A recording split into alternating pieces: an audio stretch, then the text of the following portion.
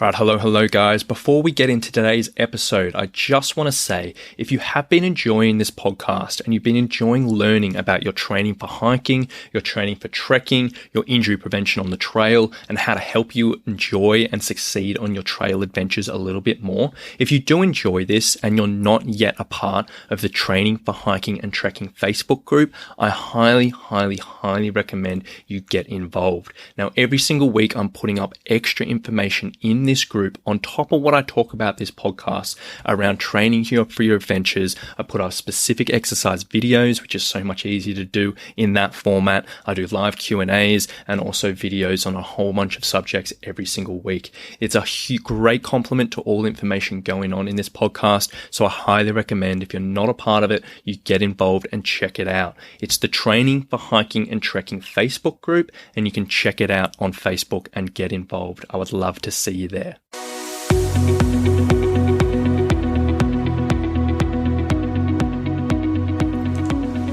Hey, my name is Rowan Smith, and I want to welcome you to the Training for Trekking podcast. Now, this is the world's very first podcast which is entirely dedicated to helping you train, prepare, and conquer your upcoming hike, trek, or mountain adventure. So once a week, I'm going to be giving you quality and practical information on the subjects of physical preparation for trekking, dealing with altitude, and nutrition on the trail, so you can know everything you need to be doing to have the best chance of a safe, enjoyable, and successful adventure. So now you know what you're in for. Let's get into today's episode. Alright, hello guys. Today we're talking through some quick gym tips for hikers. Now these are just a few tips which I see which are very appropriate for hikers going into the gym, because I see people struggling with these particular things time after time. And having worked in gyms for probably 12 years in my life now, that's a bit scary thought. But yeah, I see this stuff all the time. And, the gym environment for most people is a little bit foreign. So these are 5 very quick tips, which hopefully will give you a bit of insight into what to avoid or what to get a little bit of extra help with. So tip number 1, if an exercise takes 5 minutes or more to set up, it is probably not worth doing. Now, I do understand there's when you're trying to figure out a new exercise in the gym, sometimes setup can be a bit tricky and figure things out.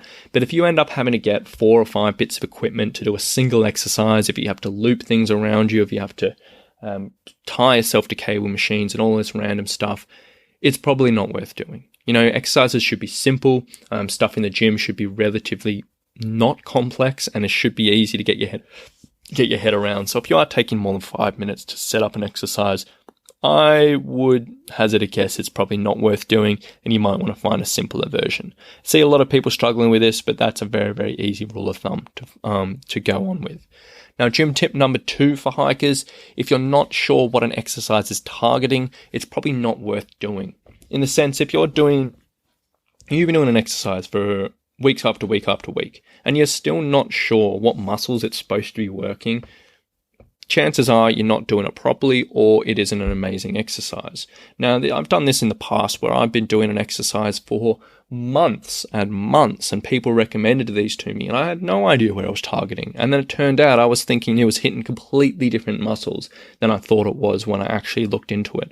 And that was just a waste of time for me, because it wasn't targeting what I was supposed to be, what I was thinking it was. I wasn't concentrating on the right areas, and I wasn't feeling it in the right areas. So it definitely wasn't worth doing. So if you're in the situation where you're not 100% sure what an exercise is targeting, highly recommend you ask someone so you can get the help you need there. And if you don't feel like that exercise is hitting those particular points, you might want to find a different alternative which can hit those points a little bit more. So easy tip, but something I think a lot of people overlook.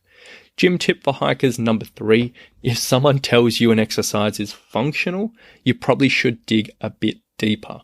Now, this comes from people who go into a gym, they recommend an exercise where they see it online or from a coach or something like that, and they say, look, this exercise is functional, it's going to help your function, that's why you're doing it. Functional is a big buzzword in the fitness industry.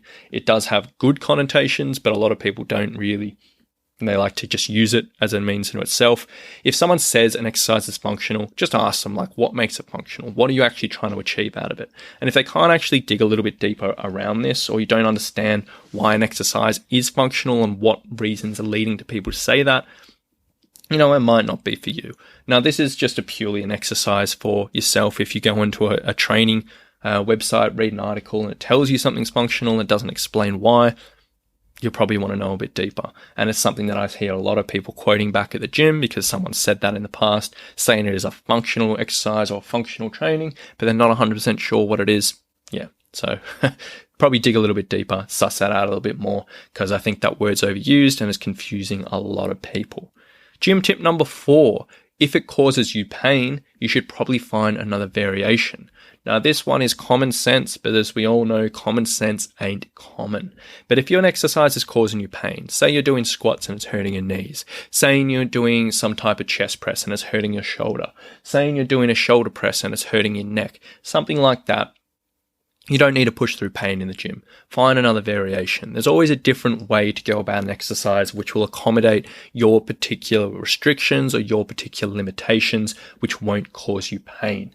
Now, the classic example of this, again, with me, most of these ones are actually coming out of my mistakes in the past. I think in my early 20s, I was big into my strength training. I was just transitioning from the period of when I was younger. I could do absolutely anything without any issues. As I was getting into my 20s, I was sort of realizing, hey, I probably need to be doing warm-ups. I probably need to be doing stabilization training and all of this stuff. But I was still in denial. And I was doing typical exercise, bench press, but it used to just hurt my shoulders. And it hurt and hurt and hurt and hurt. But I just pushed through because I was like, I want to do this exercise. I used to be able to do it. And I just kept on going through. But in all honesty, looking back, I was an idiot, and that's not a good approach. And after a while, before I figured out how to fix that particular issue with myself, simply changing it to another exercise, I think it was just putting a little bit of incline onto the exercise, and I was all good. And it reduced the pain because certain things weren't going on in the body. And it was a simple fix, a tiny little variation, but it fixed things up. And I see this from people all the time in the gym. If a forward lunge hurts your knees, you can sometimes simply change to a reverse lunge, and all of a sudden you're so much better.